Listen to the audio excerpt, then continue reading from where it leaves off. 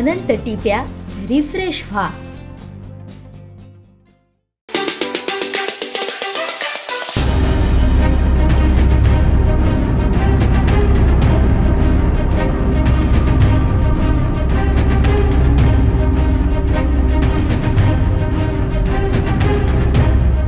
भुईबावडा घाट परिसरात सोमवारी सायंकाळी झालेल्या ढगफुटी सदृश पावसामुळे दाणादाण उडाली। घाट मार्गात तब्बल 10 ते 12 ठिकाणी दरडी कोसळल्या, तर एक ठिकाणी रस्त्याचा काही भाग वाहून गेलाय। दरडी हटवण्याचं काम कालपासून सुरू आहे। स्वतः उपविभागीय अधिकारी विनायक जोशी, कनिष्ठ अभियंता SS दुडिये आज सकाळपासून घाटात आहेत। ते संपूर्ण कामावरती देखरेख करत असून घाट मार्ग सुरळीत करण्यासाठी प्रयत्न करत आहेत। घाटात पडलेल्या दरडी हटवण्याचं काम JCB मनुष्यबळाच्या सहाय्याने सुरू आहे। घाट मार्ग सुरळीत होण्यासाठी अजून 3 ते 4 तास लागण्याची शक्यता जोशी यांनी वर्तवली आहे।